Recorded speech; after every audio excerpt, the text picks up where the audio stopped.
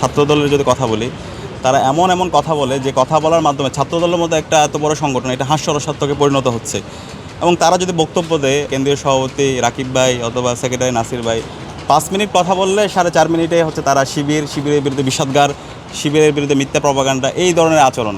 আমার কাছে মনে হচ্ছে শিবির ওয়ার্ডটা যদি বাদ দিয়ে তাদেরকে কথা বলতে বলি, তারা 1 মিনিট কথা বলতে পারবে কিনা সেটা আমার সন্দেহ হয়।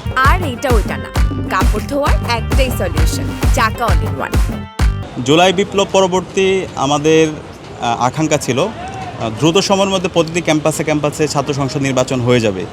এবং সেই আলোকে জুলাই বিপ্লব পরবর্তী আমরা বিশ্ববিদ্যালয়ে প্রশাসনের কাছে যতগুলো দাবি দেওয়া উত্থাপন করেছি, তার প্রথম দাবি ছিল প্রতিটি ক্যাম্পাসে ছাত্র সংসদ নির্বাচনটা দিয়ে দেওয়া।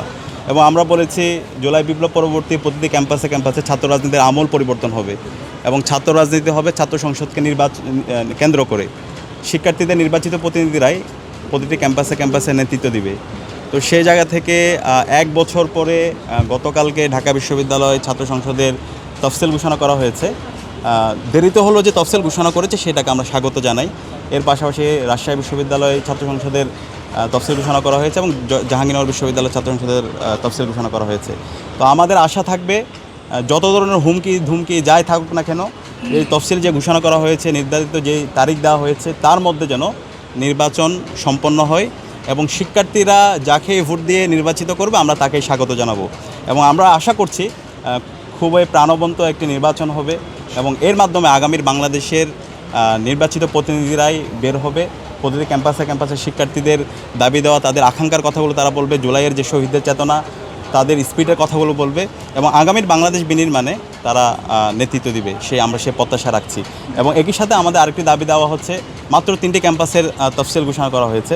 বাংলাদেশের সকল বিশ্ববিদ্যালয়, সকল কলেজ, সকল মেডিকেল কলেজ এবং প্রযুক্তি বিশ্ববিদ্যালয়, এই সকল ক্যাম্পাসের জন্য ছাত্র সংসদ নির্বাচন দ্রুত সময়ের মধ্যে তফসিল ঘোষণা করা হয়, সে দাবি দেওয়া আমাদের থাকবে। আচ্ছা দেখেন, আমরা আমাদের বন্ধুপ্রতিম ছাত্র সংগঠন যারা আসছে, আমরা তাদেরকে অনুরোধ করব, যখন কোনো কথা বলবে অবশ্যই এটা রেফারেন্স সহকারে কথা বলা। আমাদের কাছে মনে হচ্ছে আমাদের বন্ধুপ্রতিম ছাত্র সংগঠন, বিশেষ করে ছাত্রদলের যদি কথা বলি, তারা এমন কথা বলে যে কথা বলার মাধ্যমে ছাত্রদলের মধ্যে একটা এত বড় সংগঠন এটা হাস্যরসাত্মকে পরিণত হচ্ছে। এবং তারা যদি বক্তব্য দেয়, কেন্দ্রীয় সভাপতি রাকিব ভাই অথবা সেক্রেটারি নাসির ভাই 5 মিনিট কথা বললে 4.5 মিনিটে হচ্ছে তারা শিবিরের বিরুদ্ধে বিষাদগার, শিবিরের বিরুদ্ধে মিথ্যা প্রপাগান্ডা, এই ধরনের আচরণ। আমার কাছে মনে হচ্ছে শিবির ওয়ার্ডটা যদি বাদ দিয়ে তাদেরকে কথা বলতে বলি, তারা 1 মিনিট কথা বলতে পারবে কিনা সেটা আমার সন্দেহ হয়।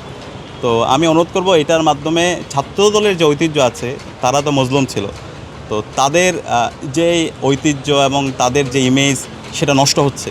তা আমরা অনুরোধ করব, জুলাই পরবর্তী যে ছাত্র রাজনীতি, এখানে দোষারোপের রাজনীতি শিক্ষার্থীরা পছন্দ করছে না। তো তারা যদি হচ্ছে বাংলাদেশ প্রশ্নে একত্রিত হয়ে জুলাইয়ের চেতনাকে ধারণ করে শিক্ষার্থীদের যে আকাঙ্ক্ষা, শিক্ষার্থীদের যে চাওয়া পাওয়া, সে আলোকে যদি কথা বলে, তাহলে শিক্ষার্থীরা তাদের সাথে স্বতঃস্ফূর্ততার সাথে তাদেরকে সাপোর্ট দিবে। তো এটা করলে সবচেয়ে ভালো হয়। কিন্তু এর বাইরে যদি এরকম অপ্রাসঙ্গিক কথাবার্তাগুলো বলে, দোষারোপের কথা বলে, তাহলে এর মাধ্যমে ছাত্রদল ক্ষতিগ্রস্ত হচ্ছে এবং এর মাধ্যমে শিক্ষার্থীদের ছাত্রদলের প্রতি একটা বিরূপ প্রতিক্রিয়া তৈরি হচ্ছে। তো আমরা আশা করছি, যেহেতু তারা আমাদের বন্ধুপ্রতিম, আমরা তাদেরকে অবশ্যই সাজেশন দিব, পরামর্শ দিব। সে আগের ধারায় যে রাজনীতি, ছাত্রলীগীয় কায়দায় যে রাজনীতি, যে ট্যাগিংয়ের রাজনীতি, যে প্রপাগান্ডার রাজনীতি, সেগুলো থেকে বের হয়ে আসলে সবচেয়ে ভালো হয়।